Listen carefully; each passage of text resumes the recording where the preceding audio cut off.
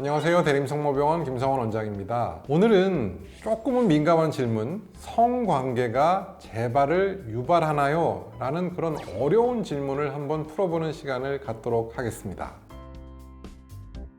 유방암 환우분들이 제일 싫어하는 두 글자가 있죠. 재발이라는 단어인데요. 유방암은 그래도 재발률이 낮은 암에 속해서 조기에 진단이 되면 재발률은 적게는 1%에서 많아도 1-20% 내외로 적은 편이죠. 하지만 유방암도 재발률이 높은 경우가 있는데 아무래도 3기 혹은 3기 후반에 진단이 되면 재발할 가능성이 상당히 높습니다. 그래서 많은 여성 환우분들이 재발률을 줄이기 위한 노력들을 많이 하고 계시죠. 대표적인 경우가 식단 조절일 것입니다. 건강 보조식품도 있고 본인들만 아는 또 민간요법들도 있는데 그 어느 곳에서도 그런 민간요법과 건강보조식품이 재발률을 줄였다는 연구 결과는 없습니다. 그렇기 때문에 저는 선생님 뭘 좀 먹어야 유방암을 좀 좋나요? 라는 질문에 대해서는 제발 뭘 좀 더 먹을 생각하지 마시고 제발 뭘 좀 덜 먹을 생각을 좀 하세요 라고 말씀을 드리는데요.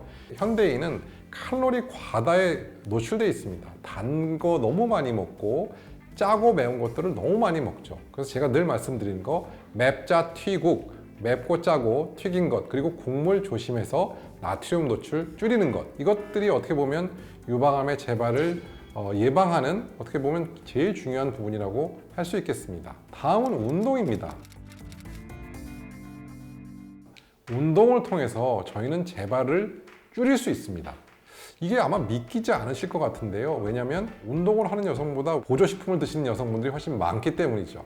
근데 과학적으로 정말 입증된 것이 운동이고요. 의자에 앉아있는 시간이 길어지면 길어질수록 재발률이 높다고 합니다.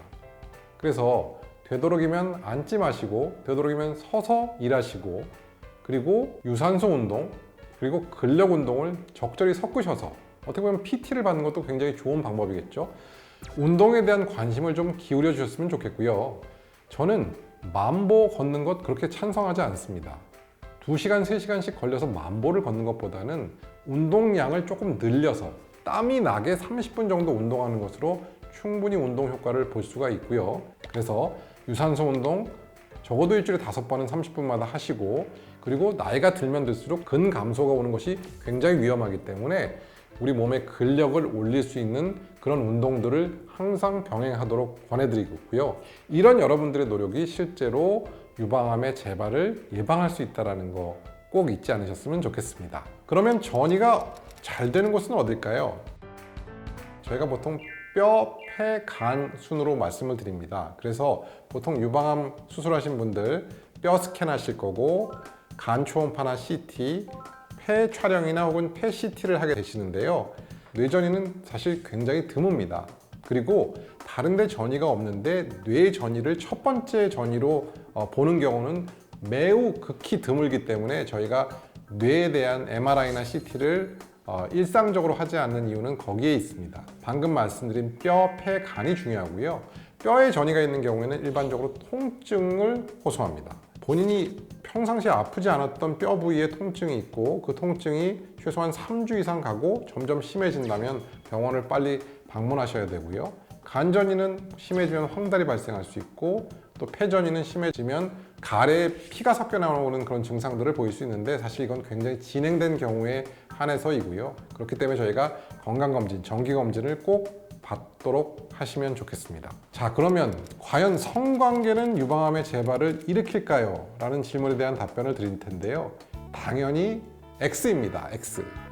성관계는 유방암의 재발과 무관하고요. 오히려 유방암 환우분들의 정신건강에 도움이 된다라는 연구 결과들이 상당히 많이 있습니다. 근데 어떤 환우분들은 선생님 저희 남편이 자꾸 부부관계를 요구하는데 혹시 이게 유방암에 좋지 않을까요? 라고 생각하면서 본인은 부부관계를 몇 년 동안 거부해왔다라고 말씀하시는 거예요. 근데 사실 그럴 필요는 전혀 없고요. 그런 부부관계를 통해서 부부와의 소통 또 마음의 소통을 통해서 어떻게 보면 유방암의 치료에도 큰 도움을 줄 수 있다는 거는 잊지 마시고요.